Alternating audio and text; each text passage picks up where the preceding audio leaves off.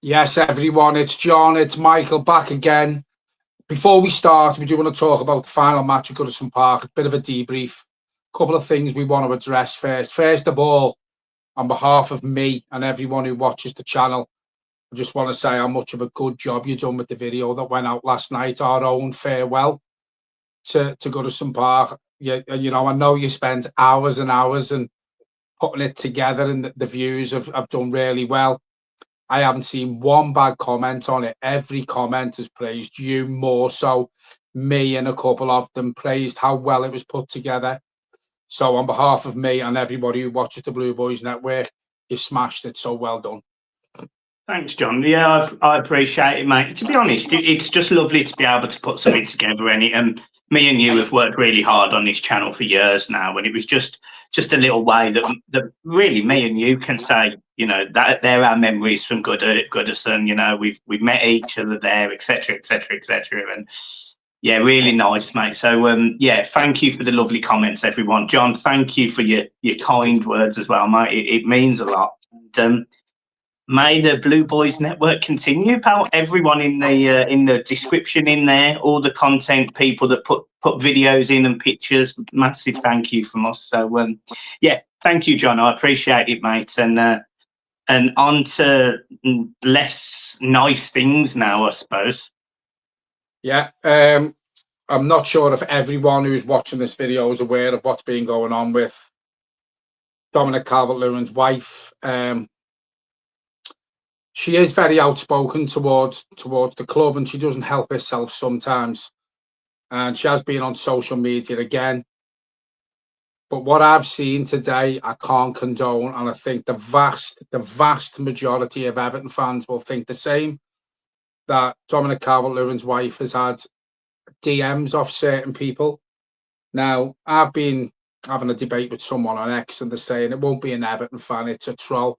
Well, we will find out who it is, because as the club have put a statement out now, they are working close with the Lewin family, and they will find out who is responsible for this. And some of the comments that I've seen that went into that DM to his wife are absolutely disgusting. Now, I don't want to go into it too much, because you have got to be careful what you say, but when you're having a pop at someone for the colour of their skin, and you're also making threats towards their baby that isn't very old, whether it's old or not, it's absolute disgusting.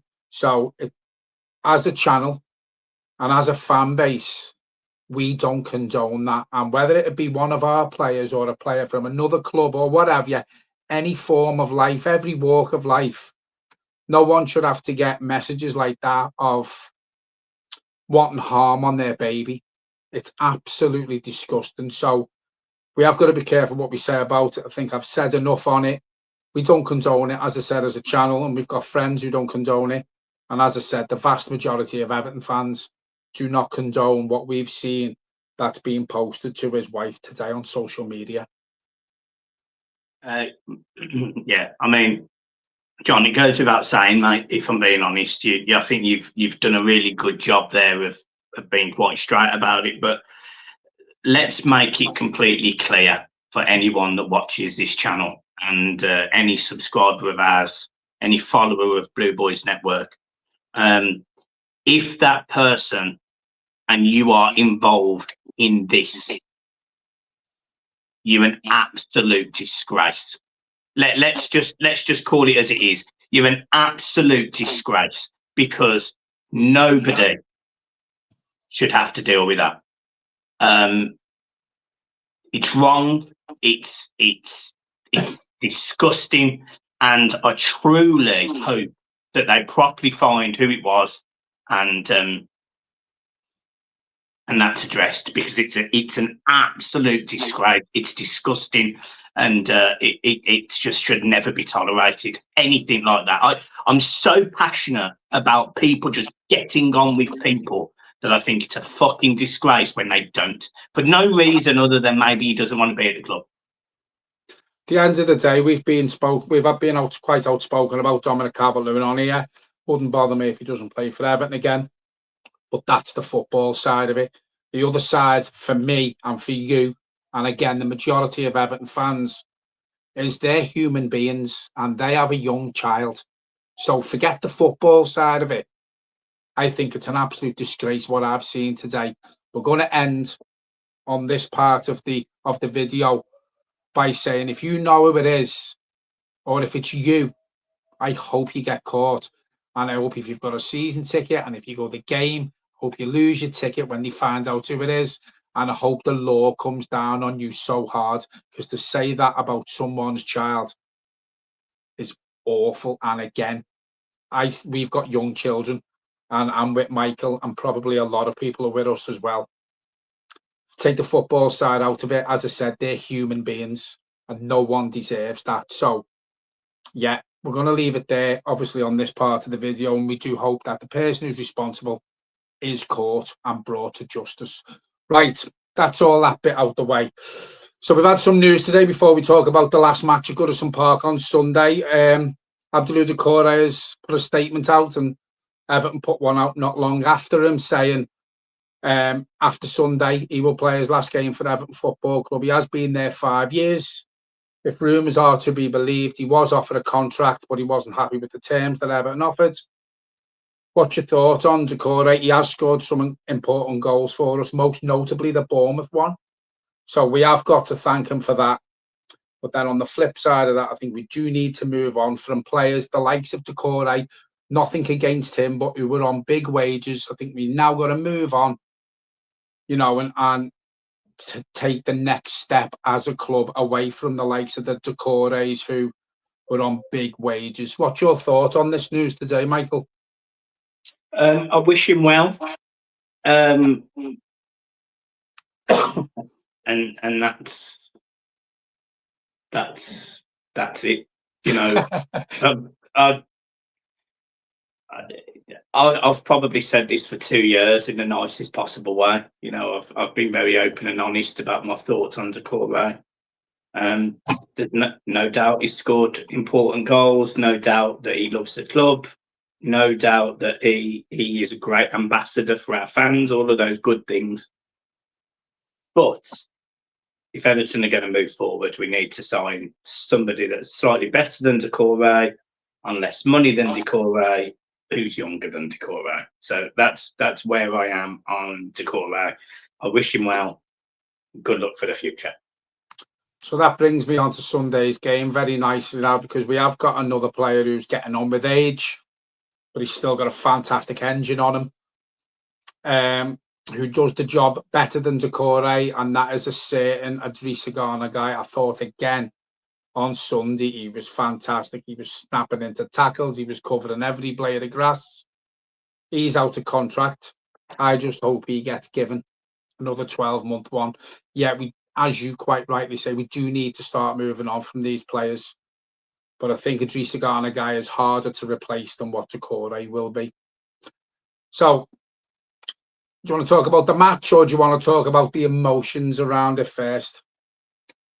Well, I think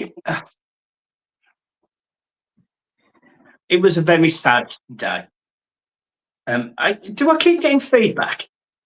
Not from my end, you know. I can't tell if I keep hearing feedback. Yeah, I do. You start talking. You carry on talking, John. Yeah, so listen, it was an early start. You know, we got a couple of text messages and phone calls saying how busy it was around the grounds. Actually, 8 o'clock in the morning. I've seen something that's being put out today. I don't know how true it is. Apparently, there was 550,000 people, Everton fans, within a square mile radius. Now, if that's true, that is absolutely phenomenal. But it was with sadness, it really was. And I think I cried about 6 or 7 times. You know, I found it really tough. The coach welcome, the coach had to do a detour because of the amount of people. And then the road that it did come down to get to the ground, no one could film it because there was that much blue smoke.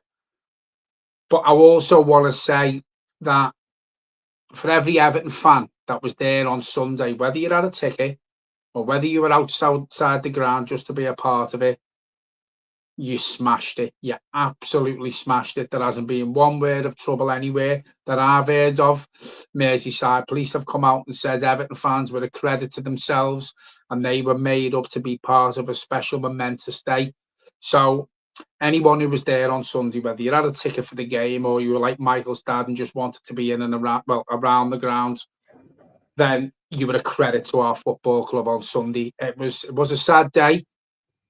It couldn't have gone any better. Don't get me wrong, the game was a bit like a pre-season friendly. But I thought from 8 o'clock in the morning till 8 o'clock at night when I finally got home, it was a fantastic day. It was filled with emotion, as I say. And I was just privileged, probably like Michael feels the same, to be part of that on Sunday. Yeah.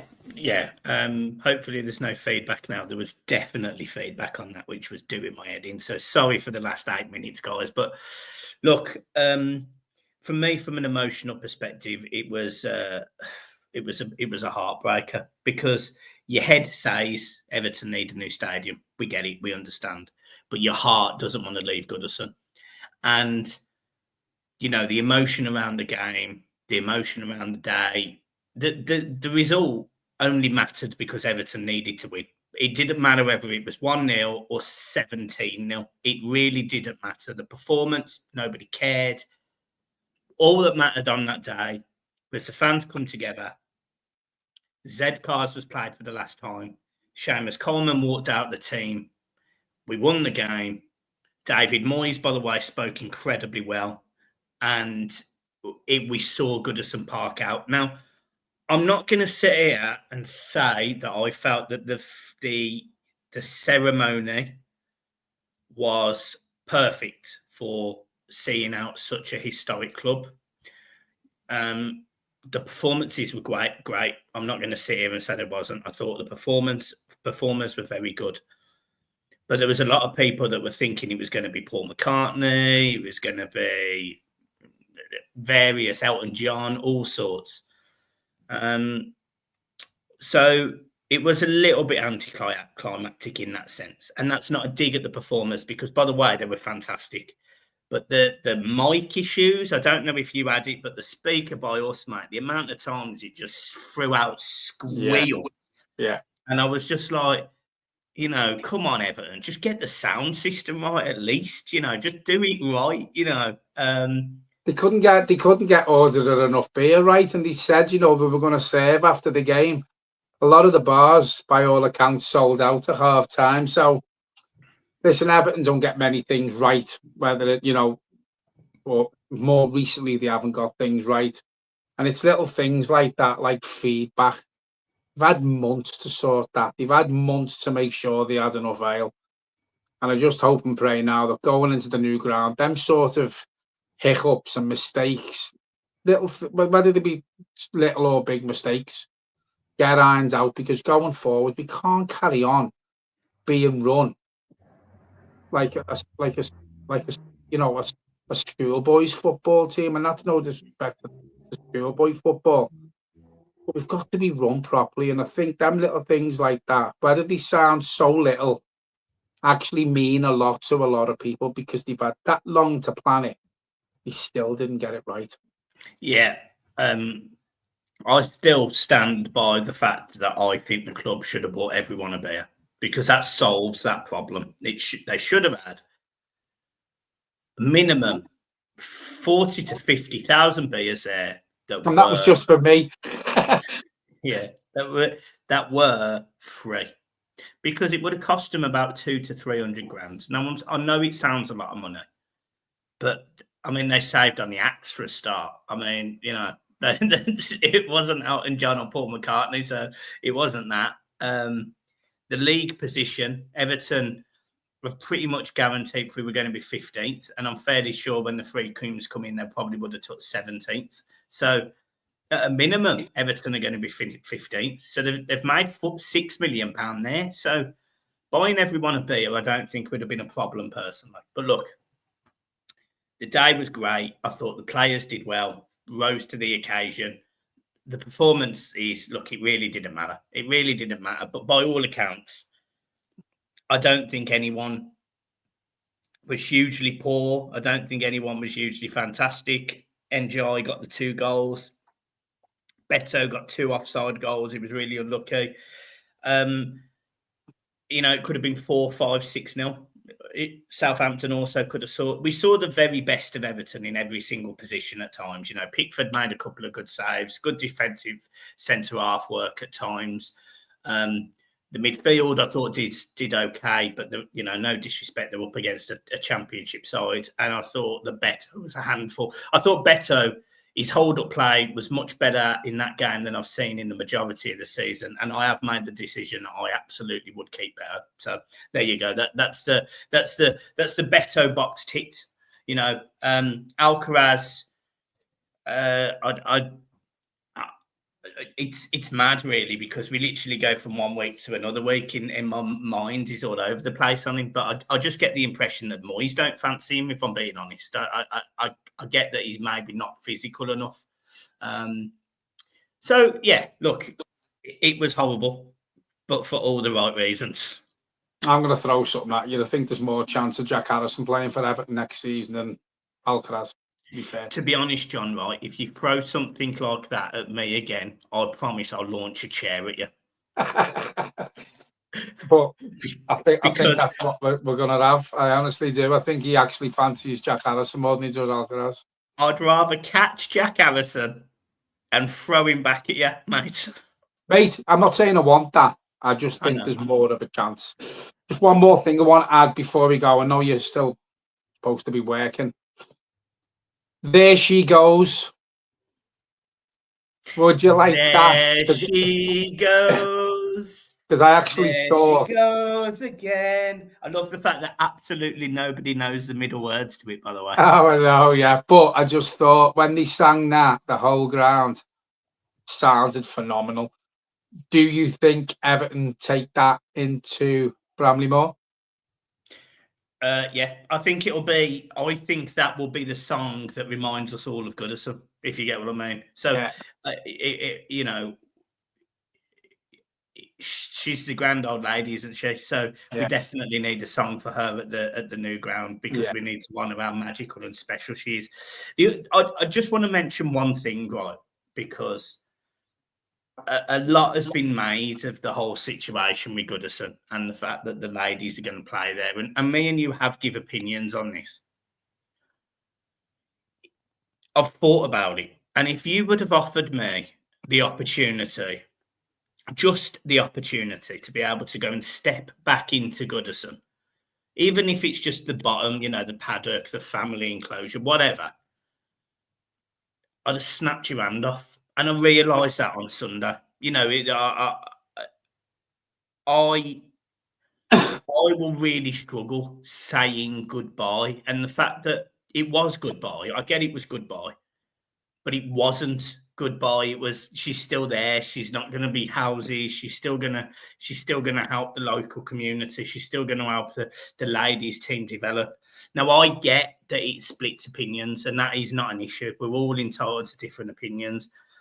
But for me personally, I'm glad she's still standing, because every time I go to Bramley-Moore, you can guarantee I drive past Goodison Park, and seeing that every time I go up will mean more to me than seeing John, if I'm completely honest. I actually think as well, obviously because of the feeling that we had on Sunday, I don't feel like I properly said goodbye, and I think that's because in the back of our mind we know it's still going to be there and it's still going to be used. Now, I'm not saying I'll go back, but it makes it easier if I do want to. But I also want to add, before we do finish again, keep saying that, I think the first game at Bramley-Moore is going to be a killer for a lot of people as well. I think that's going to be tinged with emotion, and because it will be our first proper game there, and going to a new ground and not going to Goodison on the first game of the season, and even more so if they play There She Goes there, because that'll bring memories of Goodison back in the last day that we had on Sunday. So I think the first game that we play at Bramley-Moore properly is going to be tinged with emotion as well. I think we've got to be careful about the first game at Bramley-Moore, because I think it'll be very easy for the emotions to get the better of all of us, and it to almost be quite somber almost when we need the team to be up and at it for a first game of the season. And the other thing I want to mention is I swear that TNT or Sky or Amazon or whoever, they best not make that game a Friday night. First game of the season at Bramley-Moore. It just doesn't sit right with me. I'd like it to be a Saturday 3 o'clock kickoff. I think it's happened in the past, hasn't it, with new grounds and new teams coming up as well into the Premier League.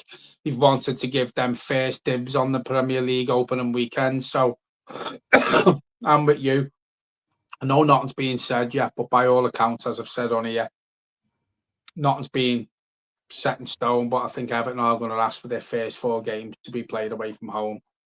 Now, if that's the case, I go on holiday on the 13th of September, so there's a good chance I'm going to miss the first game at Bramley-Moore. Well, John, you'll be pleased to know that if you need me to have your ticket, mate, I will take it for you. And I'll give it to someone. Yeah, so there's a good chance I miss the opening game at Bramley-Moore if they do ask for the first 4 games to be played away from home.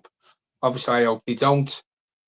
But you left at half time in the Southampton game, didn't you? So it don't matter to you. You weren't bothered. I got no, I didn't. I'm checking. Got what I was going to say then. Yeah, we did see some pictures the other day, and certain parts of the ground that still do not look like they're going to be ready for August. So,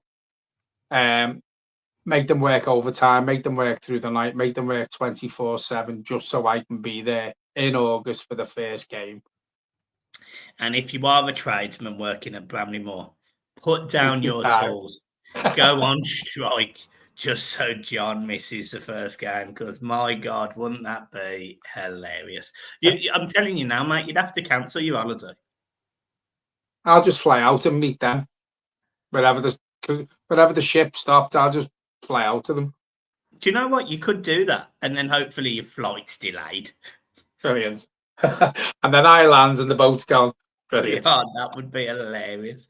Right, look, all jokes aside, we want you to be there the first game of the season, and let's hope that you are accompanied by some fantastic signings, including Vinicius Jr. and Mbappe. And Jamie Vardy. Fucking hell. I tell you what, I did read a rumour today regarding Romelu Lukaku. Yeah. Where's he playing now? Where's he playing now? Is it Roma? Don't know. Napoli. So what was the rumour that he comes back? Yeah. Yeah, well, people have put 2 and 2 together there because he's done a video the other day for the last game at Goodison. People have just put 2 and 2 together. And which, by the way, because the speakers are so shit, you couldn't make out anyway. Like, I didn't understand a single one of those people. Yeah, he's Romelu Lukaku. I put money on it. Doesn't come back to Everton, but yeah. Right, cool. I think we leave it there then. I've got nothing else to add. Thank you for your love, support, your guidance, your videos, your everything. For all the people that sent me any nudes, please don't do that again. The wife almost killed me. That isn't my phone number. Yeah, Ditchy was you. And you know what's worse is I'll send this to Ditchy. I'll say, right, watch from the 24th minute, Ditchy, because you can't send me any more nudes, mate.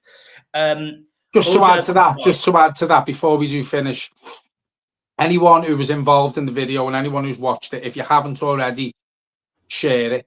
Just share it to as many people as you can on your socials and just get as many people to watch it as you can as well. Yeah, that video has got no adverts and will be there for life. So you ever want to come back and look at Goodison, look at everything that was special about that video will always be there. And just to please everyone, the phone number that I give out was not my phone number. So for the people that keep calling that phone number, one particular person in particular, stop, because I'm not going to answer it. I mean, for a start, it would be, hello, you all right? Yeah. All right, how are you getting on? So, yeah, no, it's in here, there, wherever. I mean, it's not working. It's there. Fucking it's an iPad. It's the iPad. So unlucky. However, what I could do, if people in there want, is I could create a group chat where we could all talk to each other after the games. And if I want to, if I'm being honest, I might not chip in, but you lot might chip in. So we could do that maybe. And we could also use it for... we could maybe use it for phone-ins, videos that we could do. And we could send a link after every match. We could send the link into that group chat, and you could potentially get yourselves on Blue Boys Network. The videos are recorded, not live. So every time you say something that is inappropriate, we can cut it. We can cut you out like you never existed. So remember that, okay? Apart from that, John, I've got nothing else to add. I really hope Lisa enjoys her bath, because she was waiting to do this video so she could get in the bath. I'm going upstairs to be in the bath with her, and we will see you soon. Up the toppies, Blue Boys Network are indeed liquidated. Peace.